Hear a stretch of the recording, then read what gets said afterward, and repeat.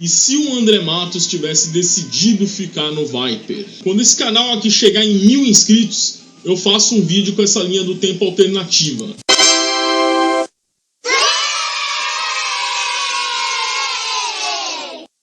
Promessa é dívida. E como eu tô muito mais para Sr. Barriga do que para Sr. Madruga, eu não vou dar o calote. E aí, metalerada, trusões e viúvas do maestro. Eu me incluo nessa, então tenho lugar de fala, tá? Mister te falando, e aqui se faz, aqui se paga. Chegou a minha hora de pagar pelas 1000 vidas que eu estraguei com este canal horroroso e esses vídeos terríveis. Vamos pegar o nosso DeLorean, voltar no tempo ao estilo Biff Tannen, para criar uma linha do tempo alternativa. O que aconteceria se André Matos não tivesse saído do Viper? Olha, é tanta coisa. Eu podia pegar aqui e enumerar uma por uma, só que aí o vídeo ia ficar muito chato. E como meu próximo objetivo é arrancar dinheiro da tia Susan, eu preciso de 4.000 horas assistidas, então eu tenho que fazer você perder tempo vendo esse vídeo. Então a gente vai fazer isso na forma de um documentário. Documentário com Professor Mustaine. Documentário é o mesmo que pseudo-documentário. É um filme produzido como se fosse verdadeiro, com depoimentos verdadeiros, uma história verossímil. Só que tudo ali é uma farsa, é de mentira, que nem o sucesso do Metallica. Se não fosse por mim, o Metallica não seria nada, nada. Como eu disse que eu quero prender a sua atenção aqui, a gente não vai começar pelo Viper, a gente vai começar pelo óbvio. Angra seria apenas uma cidade do Rio de Janeiro cheia de mosquitos e borrachudos. Com isso, esses dois clássicos aqui jamais teriam sido gravados e a gente também nunca teria visto a Sandy fazer uma participação num disco de metal. Chato! Com isso, o Edu Falaschi se tornaria apenas o segundo vocalista dos Symbols. Sim, eu sinto te falar, mas na verdade o vocalista era o Tito. O Edu pagou de gatinho e levou as láureas do negócio. Então a gente não ia ser brindado com aquela famosa declaração do chupa-saco de gringo. O Aquiles ia continuar no hangar, ia lançar o fodarástico The Reason of Your Convictions, e o mico dele na audiência do Dream Theater daria uma projeção interessante para o hangar.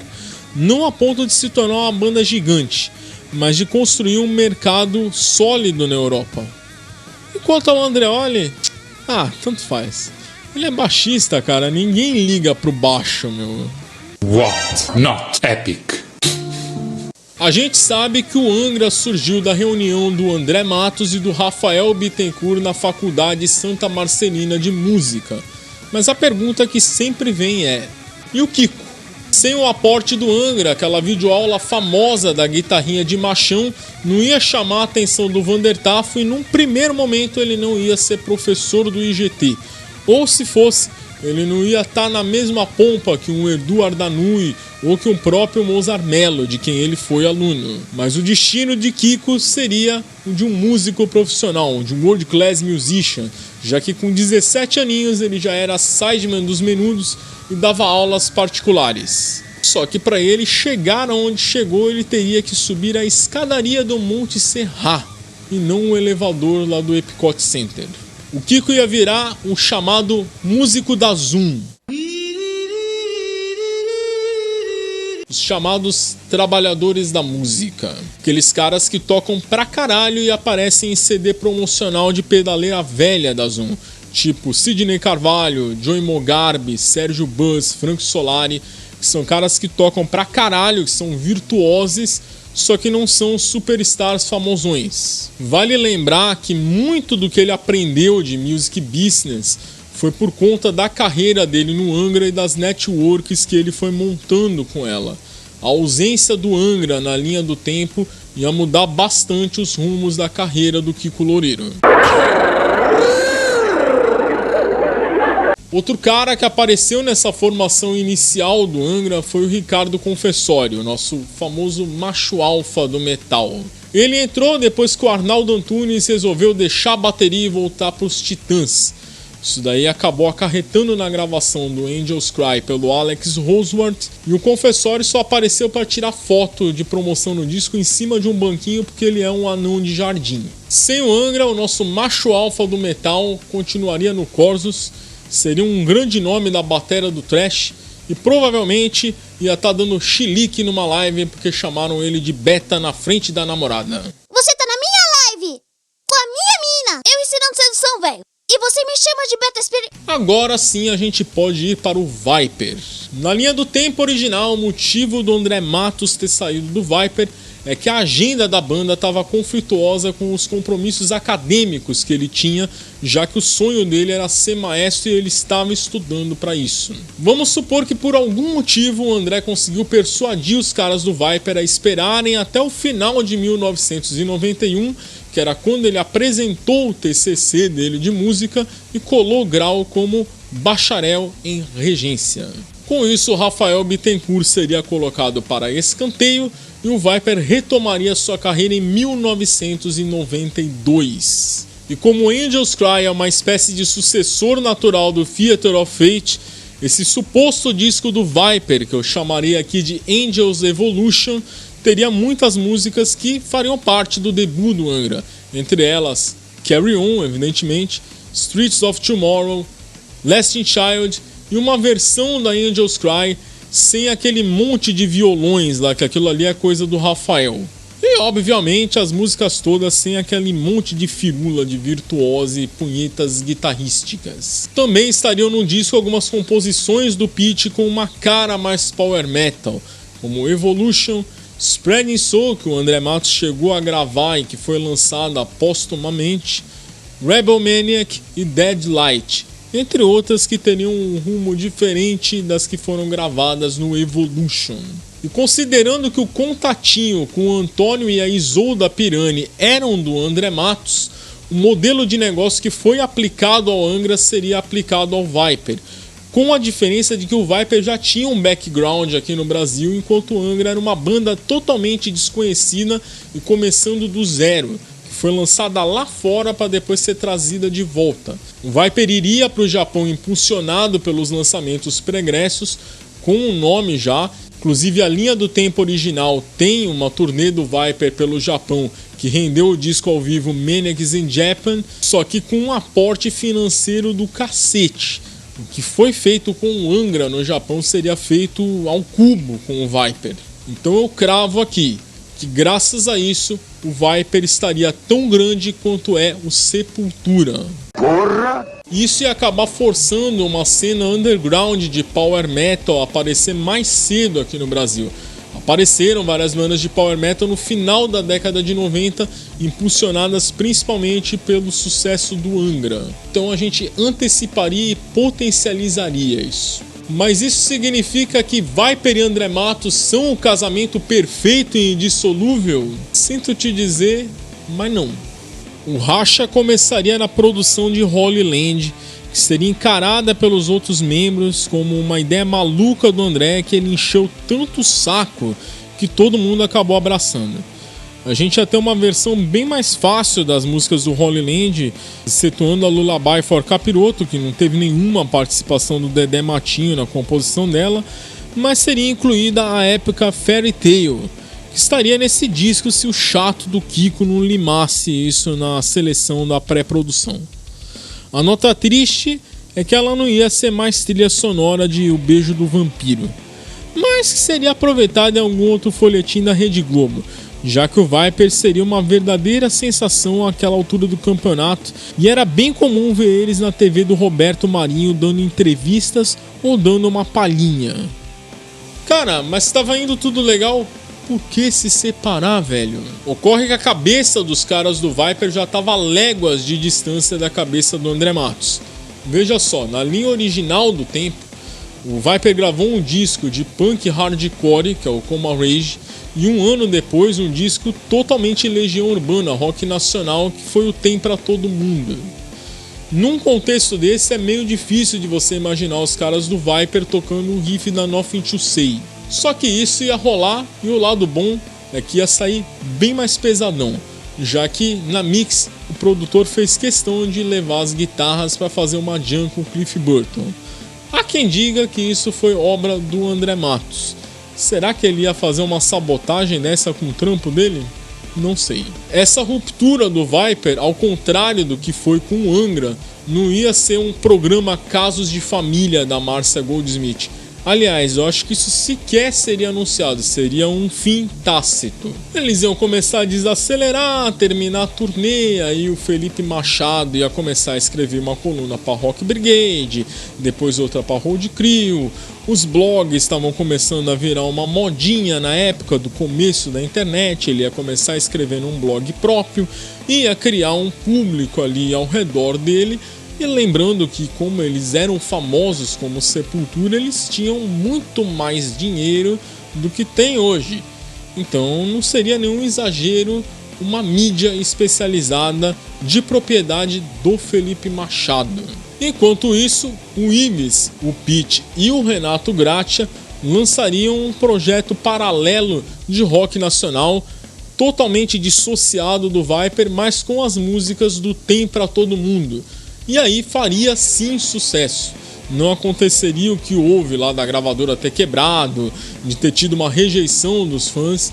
O negócio daria tão certo que o Ives iria tocar com o Capital Inicial, tal como aconteceu na linha do tempo original. E o André, hein? Ele ia mandar um oi sumido pro Rafael e eles iam montar a banda que eles idealizaram na época de faculdade, só que com o nome de Holy Land. Completariam a banda Luiz Mariucci e Hugo Mariucci, e na batera um cara gringo, me arrisco a dizer que Mike Terrana.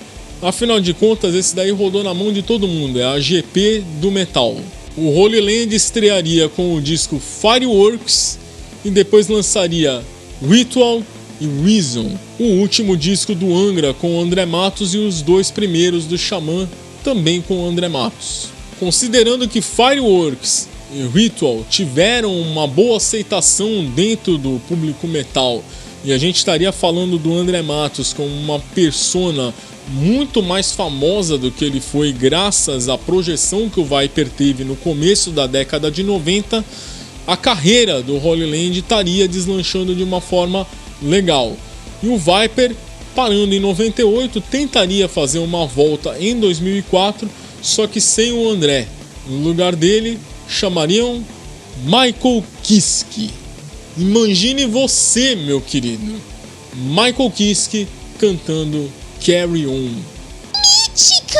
Mas isso ia render só um EP bem fajuto, com uma ou outra música inédita e a maioria tudo de regravações. Não ia demorar muito, os caras do Viper iam ficar putos com o Michael Kiske. O Michael Kiske naquela época era um container sem alça, ninguém suportava ele, por isso que deram uma bica dele lá no Halloween. E o Viper ia entrar no novo hiato que duraria até 2012. Aí o rapaz da companhia de energia ia comparecer à casa dos integrantes, dizendo que tinha 2 contas atrasadas e isso forçaria a turnê To Live Again. Só que, como o Viper era uma banda muito maior e muito mais irrestrita a um núcleo de fãs saudosistas, isso daí não seria apenas uma turnezinha de reunião. Daria, sim, discos inéditos e uma formação sólida, com Rafael Bittencourt ocupando a guitarra que uma vez foi de Ives Passarel, agora no Capital Inicial. E tudo estava dando muito certo, tudo dando muito legal, eis que a gente chega ao fatídico 8 de junho de 2019. Na linha do tempo original, a empregada chegou para mais um dia de trabalho quando encontrou o maestro a caminho de uma jam com Cliff Burton. Será que isso também ia rolar nessa linha do tempo alternativa? O atestado de Vascão apontou a causa da jam como um infarto agudo de miocárdio, tem letalidade próxima de 90% em homens com idade entre 35 e 55 anos.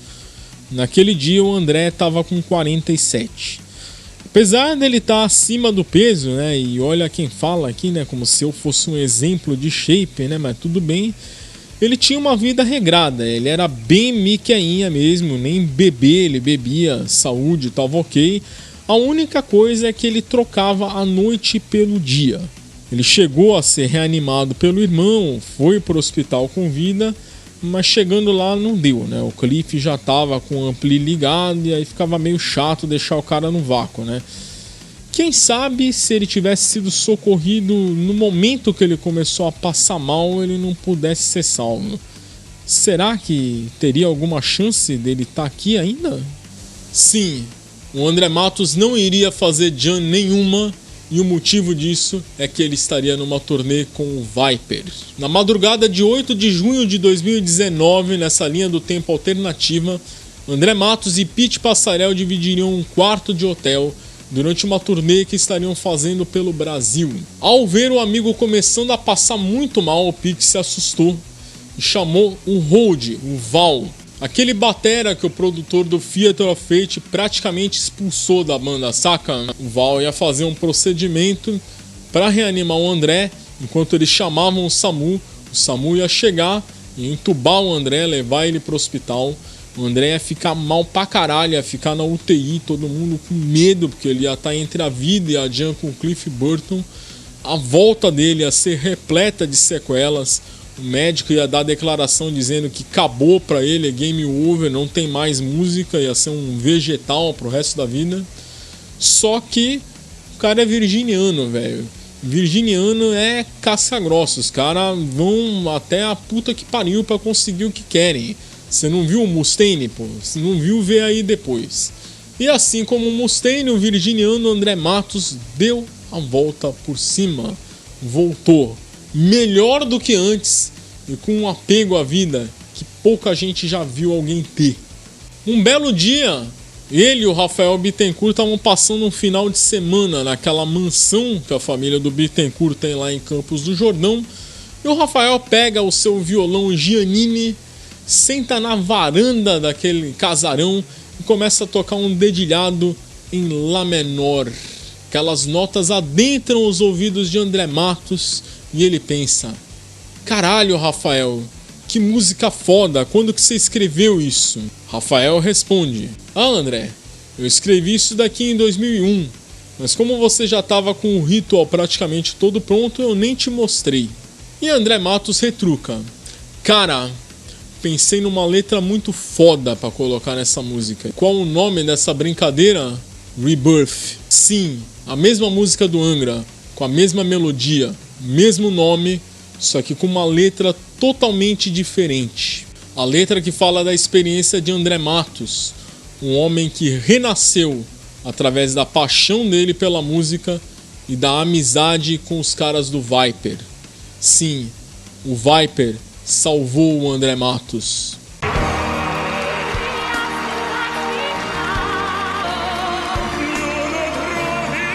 E aí, suaram pelos olhos? O vídeo meio que acabou, mas não fecha ele não, porque tem um epílogo bem diferentinho.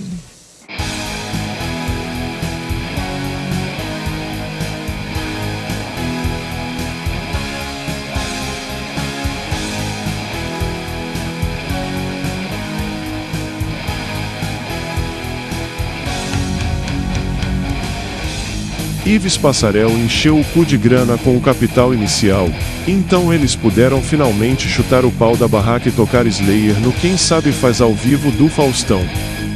A população adorou e isso fez com que todo o Brasil se tornasse headbanger e truzão, fazendo todos os artistas de funk, sertanejo e pagode falirem e suas obras serem apagadas da existência.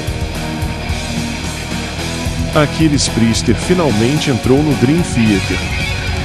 Quer dizer, até o rapaz da companhia de luz bater na porta do Mike Portnoy. O Falasquito finalmente realizou seu sonho de ver brasileiros boicotando o show de banda gringa para ver bandas nacionais. Isso aconteceu no dia que ele organizou um evento com o Viper e o Sepultura como headliners no mesmo dia de um show do Guns N' Roses.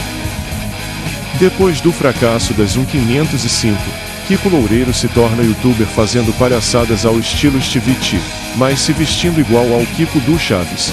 Isso chamou a atenção de Dave Mustaine, grande fã do Chespirito, que o recrutou para tocar no Megadeth.